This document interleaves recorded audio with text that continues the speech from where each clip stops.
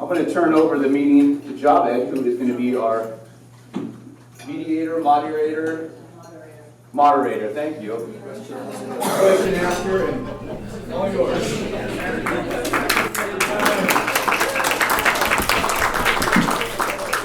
Thank you, Trevor, and welcome to all of you at Rotary.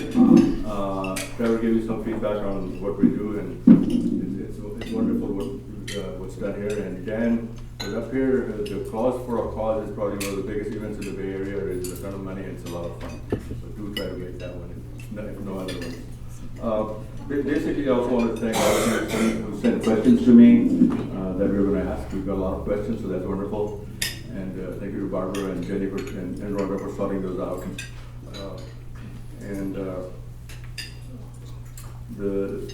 What we'll have is a forum which is more like the League of Women Voters Forum. I'm kind of trying to cheat from that. It's a good way of doing it. Each candidate will have about 2 minutes, an opening in which they can introduce themselves and what they're standing for. Then we'll have a round of questions, and they'll have 1 minute to answer. And then we'll have about a minute of closing, depending on how the time is going.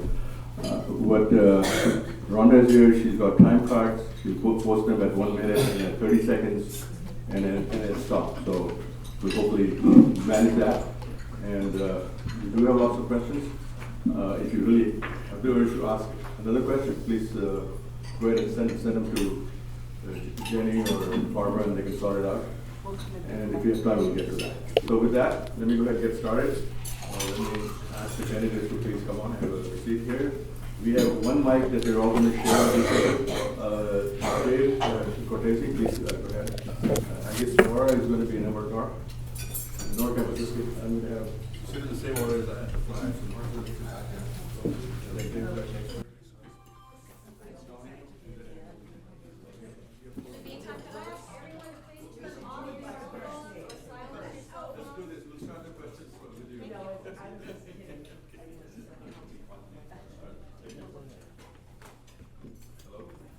Hello.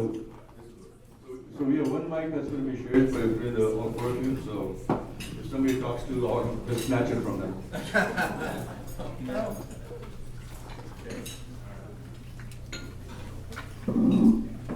So you guys have 2 minutes to speak.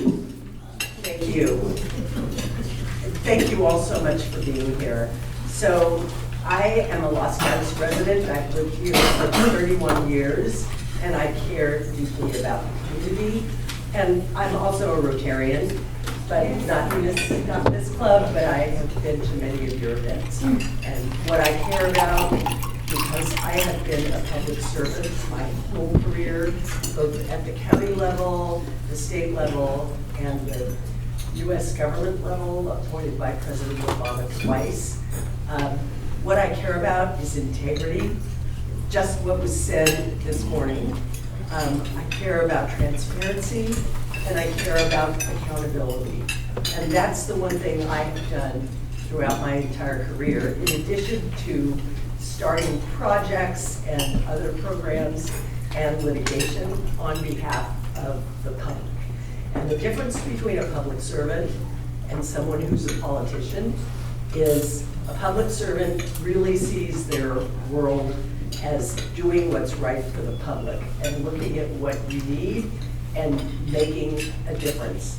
And that's what I've done, which is why both Governor Brown and President Obama have looked at what I did both at the county, starting programs and litigating really significant cases. And they said, we want that person to work for us. And that's what I've done, both for this community as well as the whole state of California and the country. And that's really what I will do when I'm at the state senate. I have looked around when I came back from DC and saw all the problems, including the horrendous transportation problems we have here in Los Gatos that haven't been fixed. It was worse when I left and much worse now. Thank you.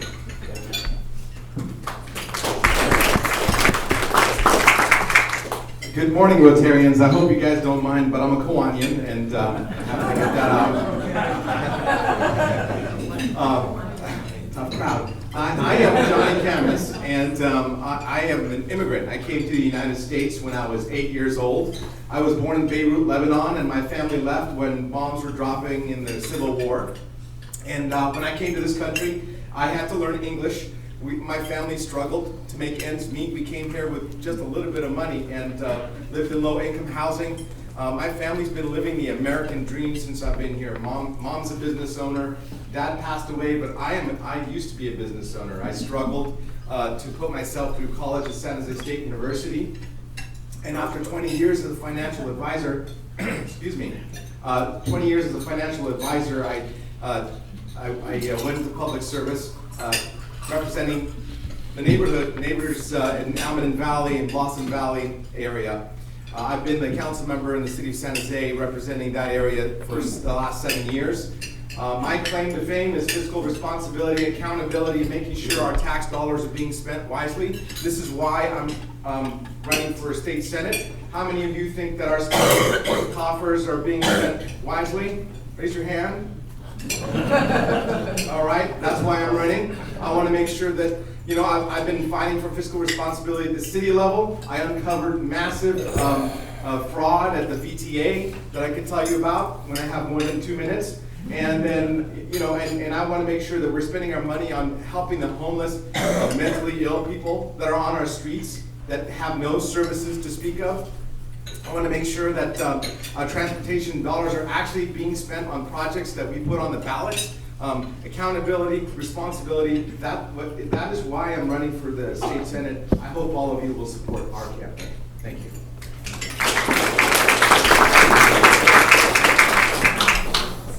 Good morning, I'm Dave Cortese, a member of Santa Fe County Board of Supervisors, and I'm here doing makeup. I'm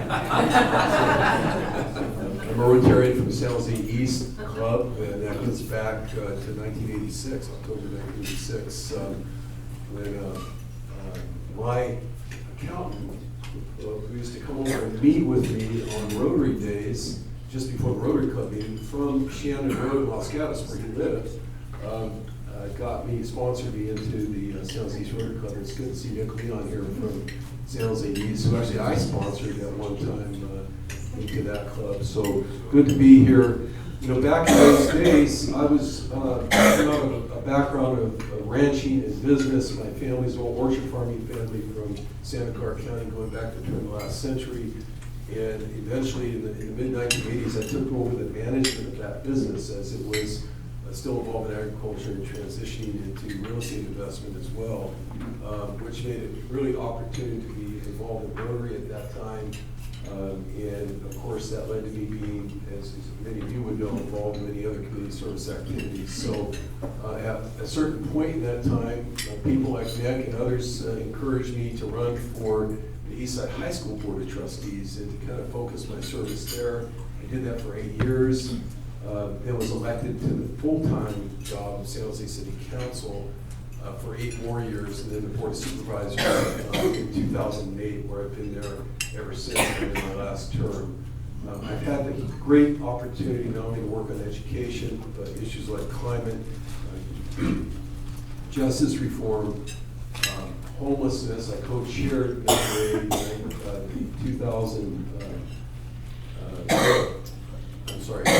2016 measure that puts $950 million in affordable housing and $700 million into extremely low-income housing, and we can talk about that more later. So I look forward to answering the questions. Thank you.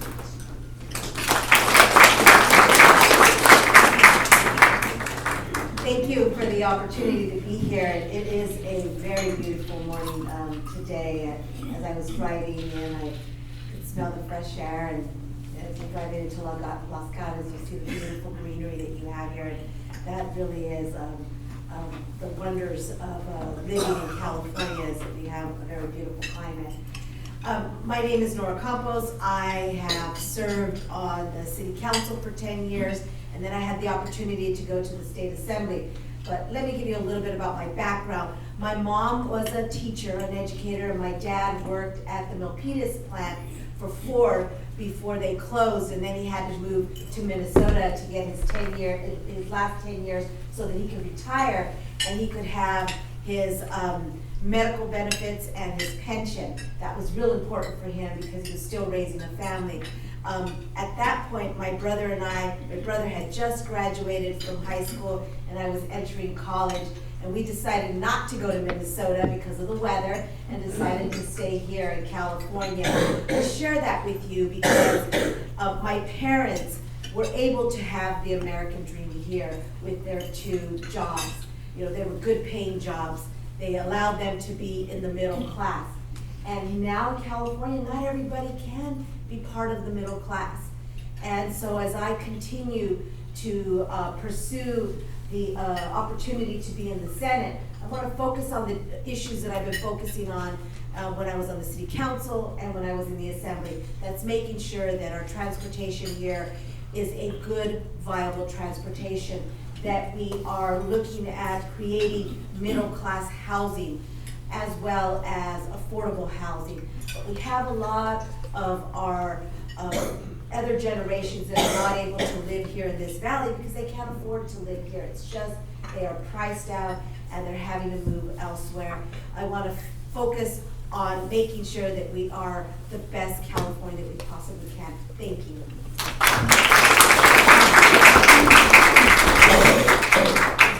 Thank you so much, and thank you for sticking with the time clock. Nora is doing a good job with raising those time cards. All right, so there's a bunch of questions, and we can start from this side and work that way this time. So you're basically stepping in for, you're taking Jim Beall's position. He was a state senator for a number of years. And he's been an unquestioned leading advocate for foster youth in the state Senate for years. What ideas do you have to carry on Senator Beall's advocacy for young people for foster care? You know, thank you for that question. I actually had the opportunity to serve with Senator Beall when he was in the Assembly and then when he went to the Senate. And one of the things that I was able to do is chair public safety as he was moving forward and moving bills that he's so passionate about, which is around foster care. Those bills needed to have designated funding so that they actually could be implemented. So one of the things that I'm going to continue to make sure is that I'm a part of the budget committee, because if you can't put money towards issues that are important to us, making sure that our youth have the infrastructure and the services that they need from a financial standpoint, then we can't be able to offer them the services they need. So I will continue to make that a priority in making sure that we are creating an infrastructure that actually supports our youth and our foster youth. And I also wanted to acknowledge KCAT, Burton Craig, former mayor of Los Gatos, is here. So this is all going to go on. Monte Sereno. Sorry, Monte Sereno. Looking at Ravel, also been from Los Gatos. I guess you don't want him to be a former mayor. All right, thank you so much. Next question is. Same question?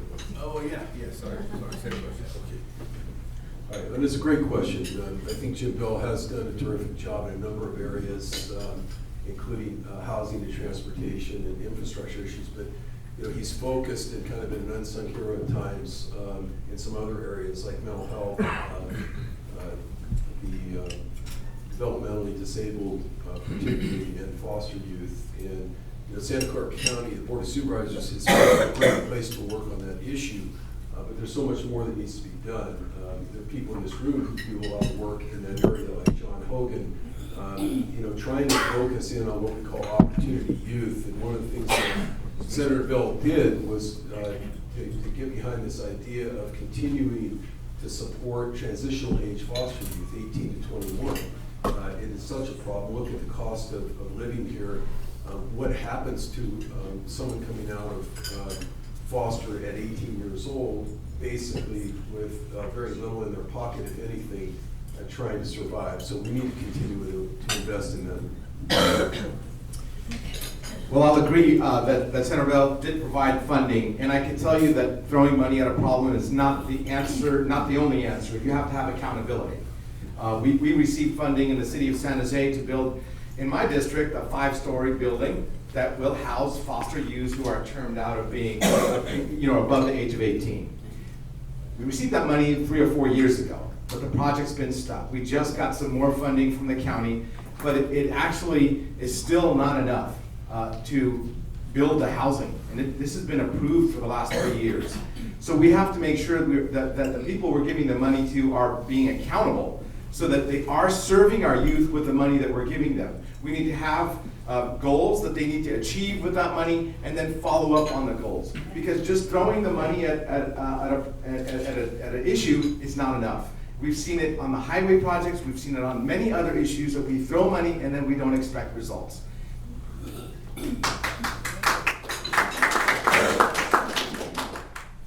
So I concur about Senator Beall, and because I've done so much work on issues that he cares about, he asked me to run for state senate. And one of the things that I did when I was in the county council's office, when I was the county council, was to start an educational rights program to assure that kids in foster care who go from school to school were getting their rights and getting their education that was needed. And I totally agree with Johny about the issue of accountability, but this is a really big problem. We need to support those children who don't have the same resources that others do to make sure that they can be successful.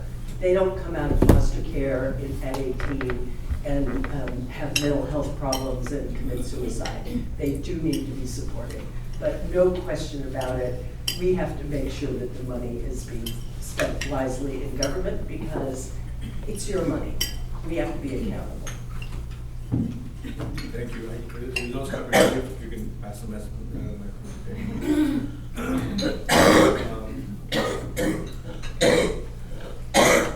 I'm not contagious.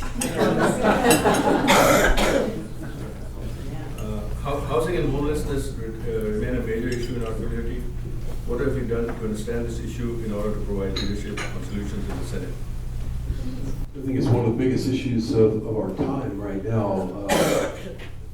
As I mentioned in my opening comments, I co-chaired the Measure A campaign, which is the first time that we raised what we call extremely low income funding here for the homeless. And out of a $950 million housing bond, we set aside from the very beginning $700 million to invest in homeless housing.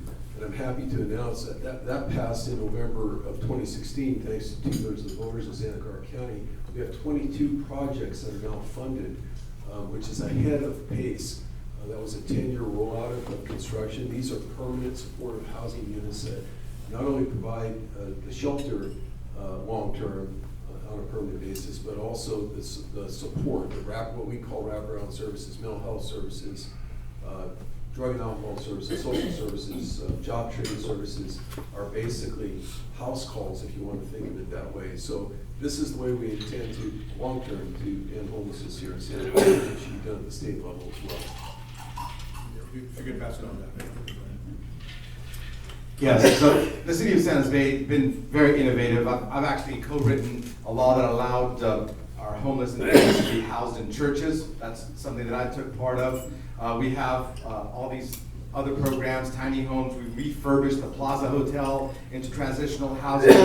We've actually, many of the projects that Dave has talked about, we've actually had in the pipeline, and the county has funded them. So we've done a lot on housing, but housing and homelessness. But the homelessness issue is much bigger than housing. It has a lot to do with mental health and drug addiction.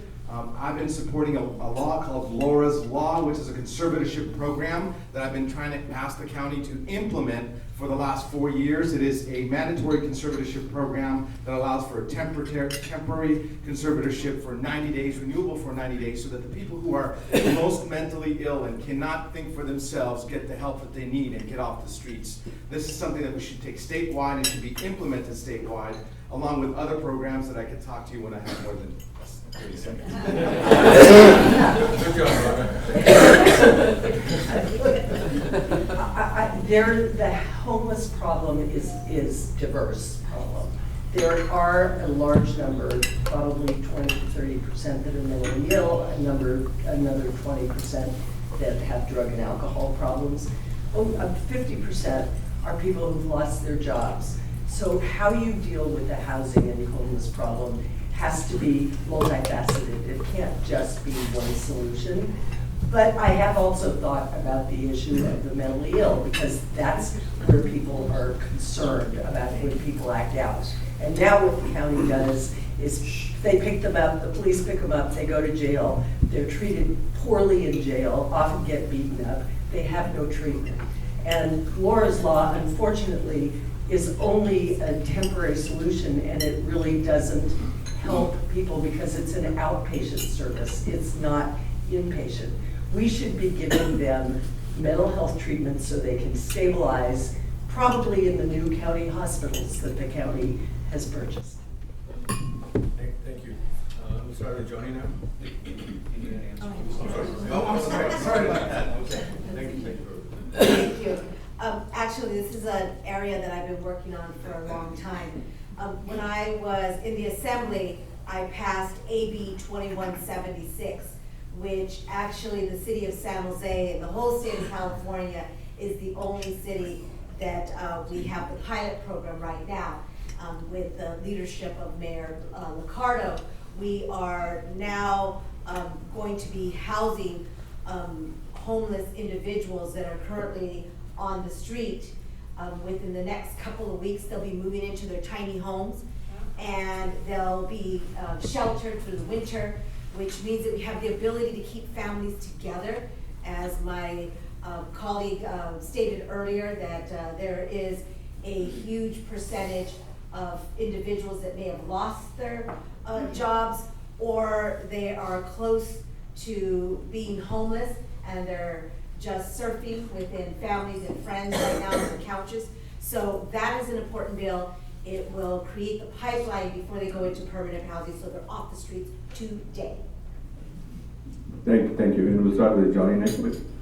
I'm going to combine a couple of questions which have to do with the fire safety, the traffic issues, and I understand Senator Beall had some legislation cut down some of the trees along Highway 17 to eliminate fire danger. But right now, there's a lot of eucalyptus trees and others on Highway 80, the Saratoga and Campbell Highway.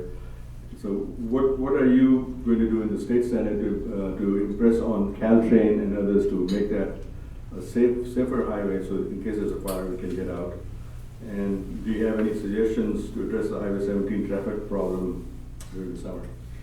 All right, so just to let you know, do I get 2 minutes for that, or? That's an hour. So I was on BTA a long time ago when we were passing Measure B, and during that time I was the head of the congestion committee. I actually met with the mayor of Los Gatos and Monte Sereno at the time and said that we can give you guys $35 million to expand Highway 17 to 3 lanes from Lark all the way to Highway 9.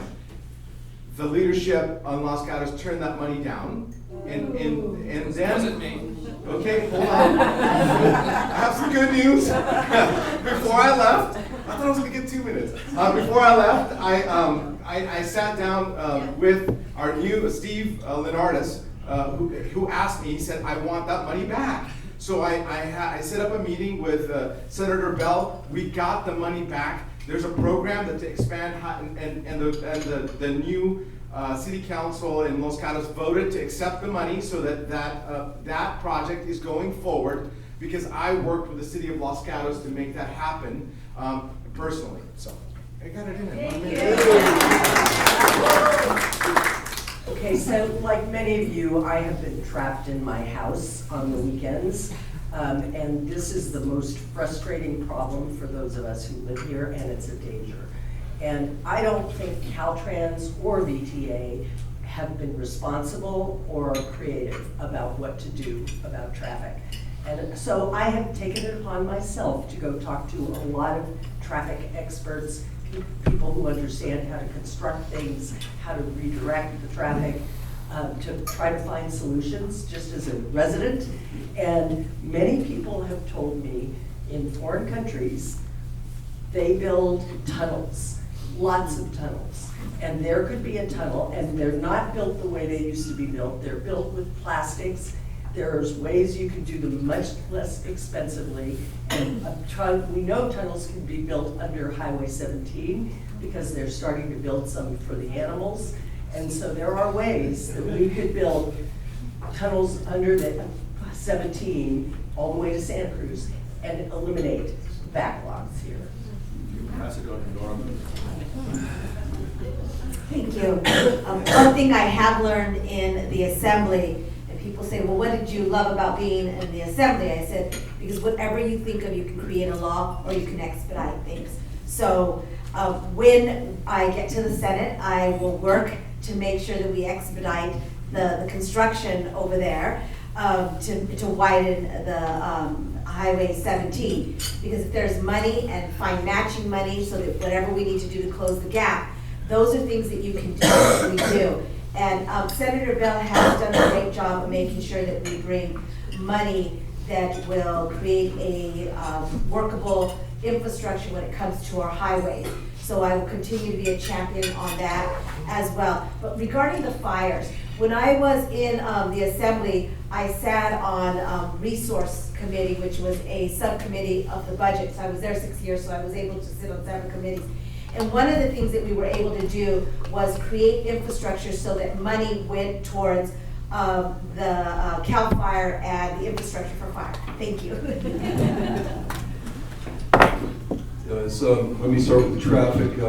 First and foremost, I don't think recreational traffic coming back and forth is 17 itself is going to slow down anytime soon. But I think the best solutions to help protect Los Gatos, just like in any other community, are going to come from the community. My pledge to you as the leadership here of the town of Los Gatos is that I'll work with you to figure out how to better mitigate that traffic and keep Los Gatos insulated from country traffic, from people coming in and parking and spilling over into Los Gatos. It really shouldn't be doing that. There shouldn't be a park and ride location for people to get over the hill either. That said, Caltrans is a big bureaucracy that needs not only oversight, but needs prodding constantly to get things done. We see that with PG&E, a utility that's out of control right now, and the Public Utilities Commission, which I think needs to be gutted to take a strong oversight role over things like we're talking about trees along highways that are causing fires and other hazards. Thank you. Thank you. And I think, Ann, you get the first shot, right? Goes back to you. The question is for, question is, a lot of people who get elected to the Senate have stronger roots in San Jose than anywhere else. So the question for Los Gatos and Monte Sereno residents is, when you get to the Senate, are you going to watch out for these little towns also or not? Yes, there is no question that I will look out for Los Gatos, Monte Sereno, Saratoga, the West Side, all of the towns that make up this gorgeous valley, because I'm a resident. I care about this community and always have. And our quality of life has been diminished. And I think we all deserve the same representation in the Senate that San Jose gets. And sometimes San Jose, it seems to have the big issues and everybody cares about what they're concerned about. But actually, the people who live here should have the same voice, and I will meet as well with everyone in the town. Any one of you could call me any day, and I'll be accessible. I won't do pancake breakfasts like Jim Beall does, because I hate pancakes, but maybe croissants from Van Risa. How about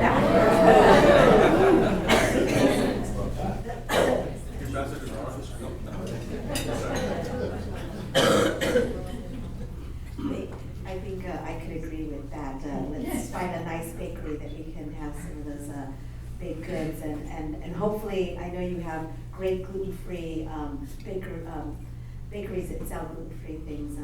That's one of my things that I had to learn to adapt. But getting back to the question, one of the things that I've always prided my leadership on and my ability is to reach beyond my current district. Because when we think about Silicon Valley is not just a portion of this valley. And the reality is, when we look at policies, we don't look at boundaries, we look at areas, because we really need to come together to create a dynamic Silicon Valley. So what I will propose, which I've always done, is bringing a round table where you have different entities, and it's not just one round table, but it's from the concept of neighborhood groups, but bringing different entities, so bringing different cities, that we sit down a round table to understand your issues and how we can come to a common ground. I think it's a great question. I think it's an appropriate question. When I took over, when I was running for Board of Supervisors District 3, and being a San Jose person, and that district having all of Milpitas and half of Sunnyvale, I was faced with the same question on the campaign trail. Why would you be able or willing to represent our area over the city of San Jose? By the time I ran for my first re-election, I'm now in my third term, the Milpitas Post editorialized that they had not seen a county supervisor invest the kind of time that I did in that city. And when you look at my endorsement list from Sunnyvale and Milpitas now, you'll see over and over again people validating those efforts. But I just want to say to you, kind of echoing what I said earlier, my intention will be, as state senator, to work with leadership here in the town of Los Gatos, to make sure I'm visible like I was this year at plein air, to drop into the Rotary Club as a Rotarian, just to connect with people. I think that's what's important, so that you have a feel for the pulse of the community. Thank you. So if you look at my brochure, one of my promises is accessibility. Ever since I've been on city council, I've been holding 2 open office hour meetings every month, one at the library, one at a coffee shop, every single month, Hub's Coffee in the district. And I try to represent, I have a huge district, I represent 100,000 people, so I have one in the north and I have one in the south. So I will represent, and I have coffees in each one of our smaller towns, and I hope to do that on a monthly basis, just as I have as a leader in San Jose. And I represent the Almaden Valley, and just to let you know, it does feel more like a small town than part of the big city, and our issues are very similar to those. In fact, I've been asked many times to secede from San Jose, but but I do understand the neighborhood feel and the suburban feel of Los Gatos and Campbell and Monte Sereno and Cupertino and the like, and I understand the population quite well, but I will be accessible. Thank you. I think you answered that question, right? Or you started. There's a bunch of questions on Prop 13. I will try to merge them. One is a simple one. How do you feel about Prop 13? How do you reconcile the lack of school funding with the benefits of Prop 13? What is your position with regard to a new ballot initiative to split Prop 13 so businesses can be taxed? I guess you get to go first. I have been very consistent about Prop 13. One of the things that is very important to me is that we don't put our small businesses at a disadvantage.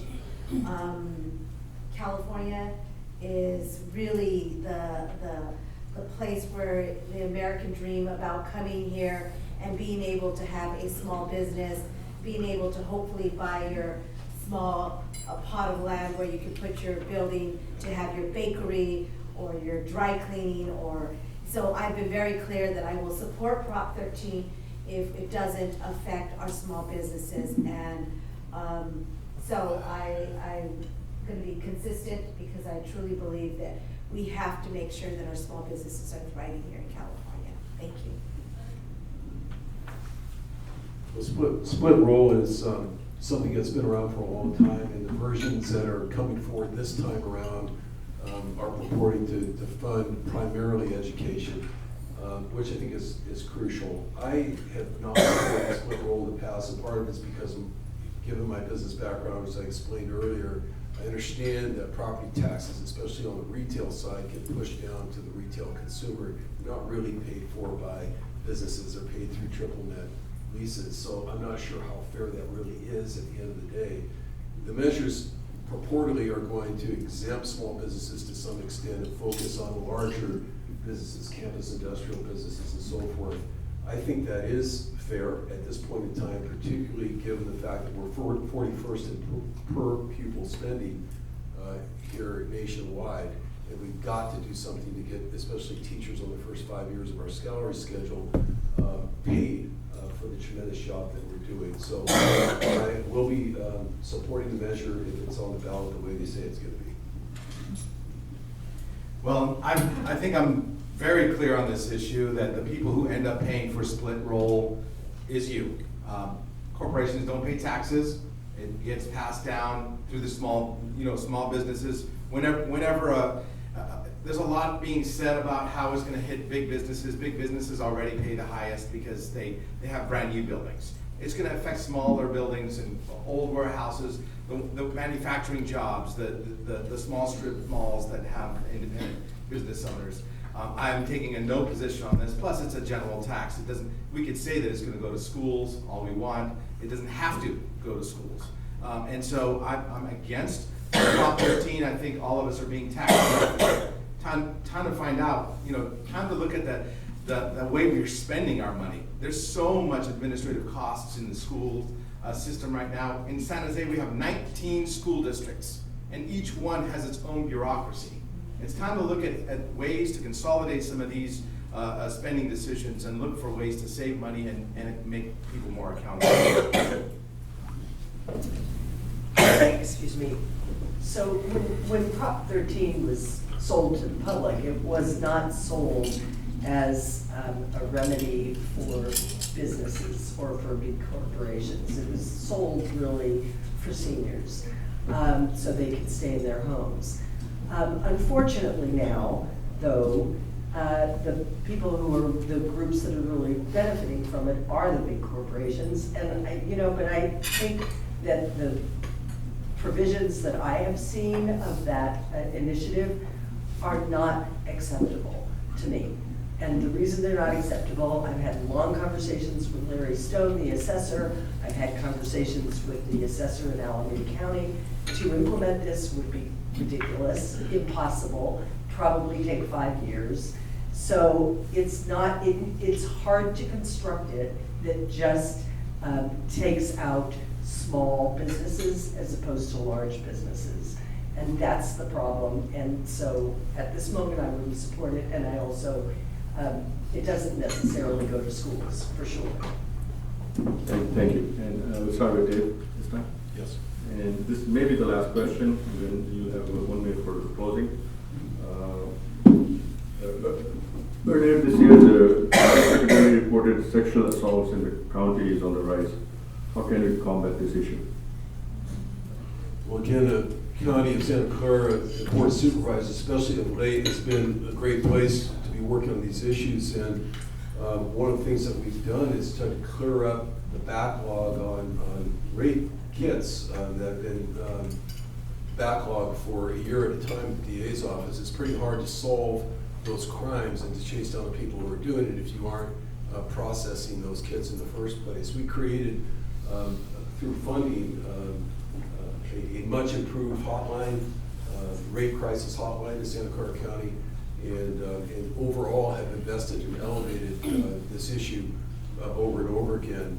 You've got to have enforcement. A few years ago, when I was in the mayor's race, I argued that we couldn't afford to lose 500 police officers over the city of San Jose, that would spill over everywhere in the county, because you don't have detective units. If you don't have folks that can solve these crimes again, you're going to have problems. But we do need to continue to invest in gender violence in general. Is going to be something that I have to focus on as your state senator.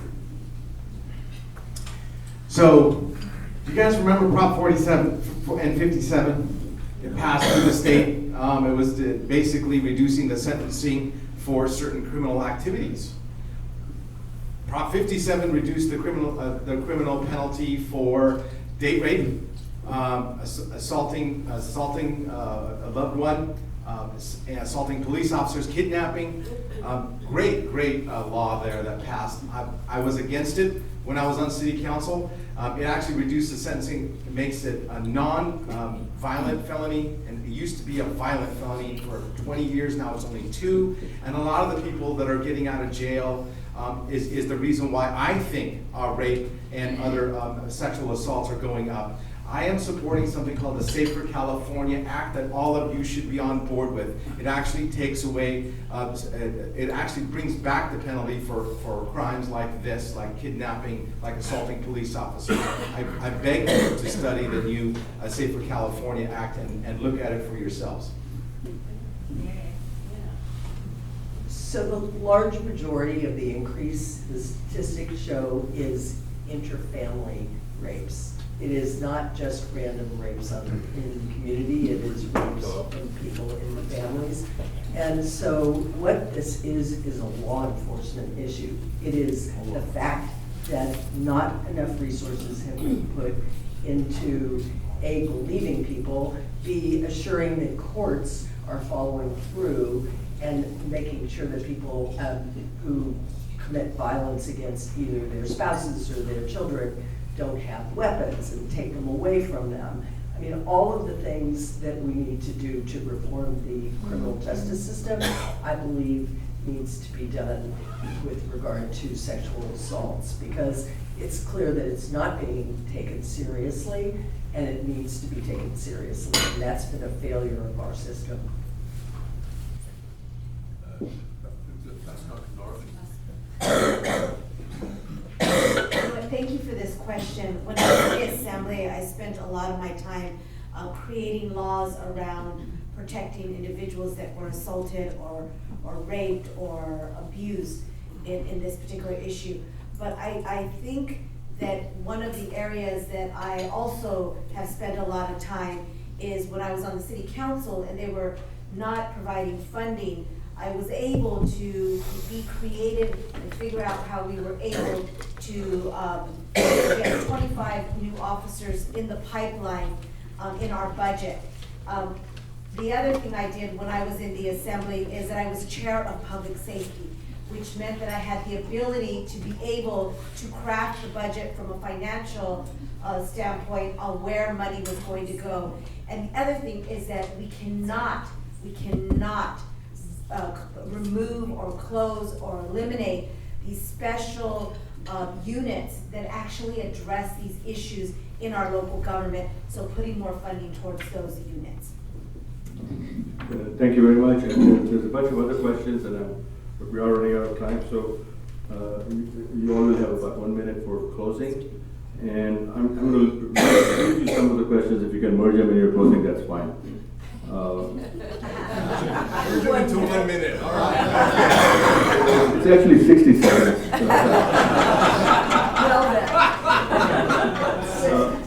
So the questions are, what are your concerns in approach to gun control, and should we cooperate with ICE as far as the sanctuary cities and that's concerned?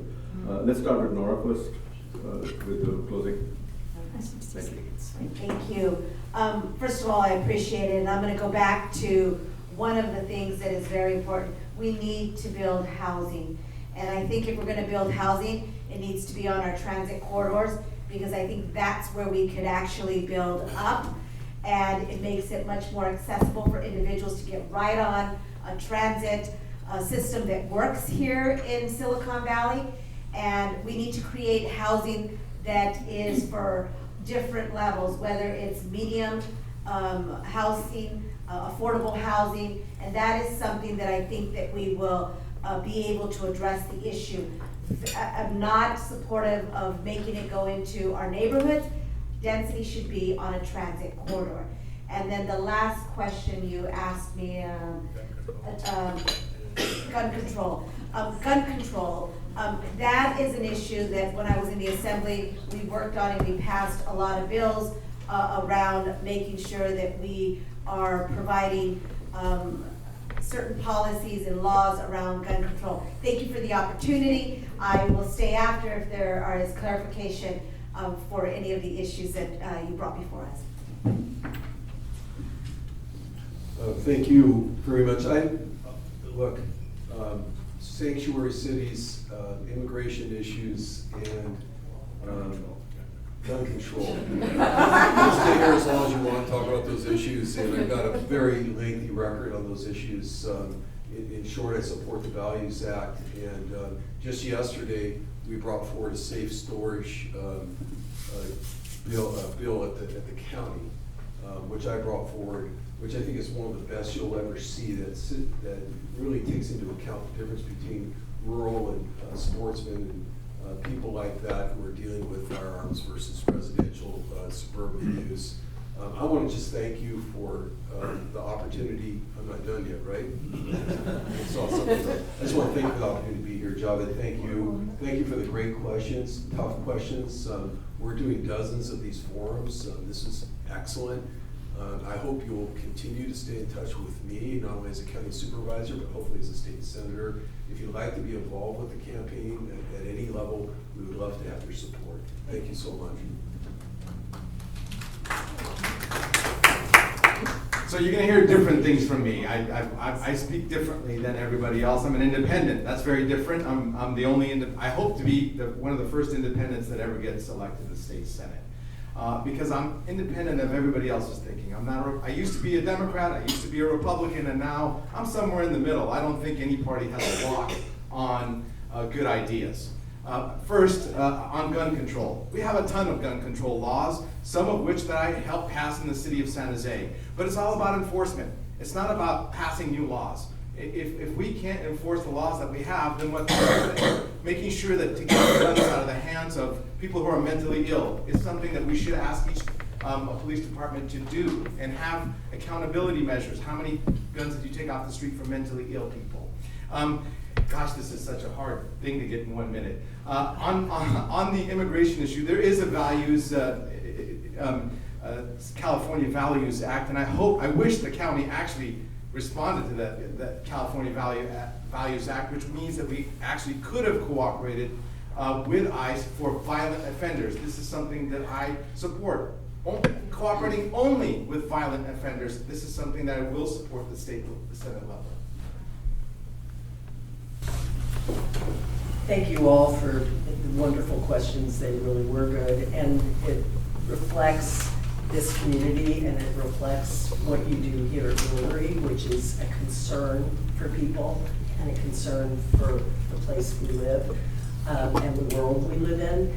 And that's what we should be doing when we're at the state senate. The state senate is very important. You can't underestimate the importance of it, because the laws that you can pass at the state senate can make a difference, not just in our community, in the whole state, but they can make a difference throughout the country, because California is a leader and people follow, and it can make an impact. I've been at the federal level where you can't do much. It makes an impact there as well. So you have to think about this carefully and make sure that you have people who are really committed to just you and not to special interests. They're committed to you, and I will be, I promise.